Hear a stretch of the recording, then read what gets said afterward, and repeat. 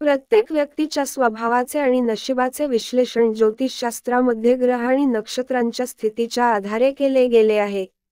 त्याचप्रमाणे प्रत्येक राशीच्या लोकांसाठी वेगवेगळे उपाय सांगितले जातात.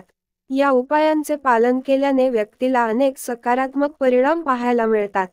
हिंदू धर्मामध्ये लाल रंगाला अतिशय शुभ मानले जाते. लाल रंग सौभाग्याचे प्रतीक मानल्या जाते.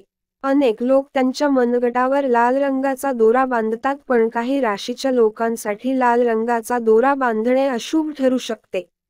जाणून घेऊया कोणत्या राशीच्या लोकांसाठी लाल रंगाचा दोरा बांधणे अशुभ आहे. धार्मिक मान्यतेनुसार हातावर लाल रंगाचा दोरा बांधल्याने देवी लक्ष्मी प्रसन्न राहते. यासोबतच हनुमानाचा आशीर्वादही प्राप्त होतो. मंगळाचा रंग लाल आहे, त्यामुळे लाल रंग धारण केल्याने कुंडलीत मंडळाची स्थिती मजबूत होते. लाल रंगाचा दोरा हातात बांधल्याने आर्थिक लाभ होतात. ज्योतिषशास्त्रानुसार मकर आणि कुंभ राशीच्या लोकांनी लाल रंगाचा दोरा बांधणे टाळावे. असे मानले जाते की या राशीचे शासक ग्रह शनी आहे आणि शनिदेवांना लाल रंग आवडत नाही. जर मकर आणि कुंभ राशीच्या लोकांनी लाल रंगाचा दोरा बांधला तर शनिदेव क्रोधित होतात अशी मान्यता आहे.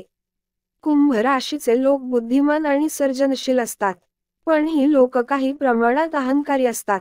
कुंभ राशीच्या लोकांनी लाल रंगाचा दोरा बांधल्याने ते आणखीन अहंकारी होऊ शकतात.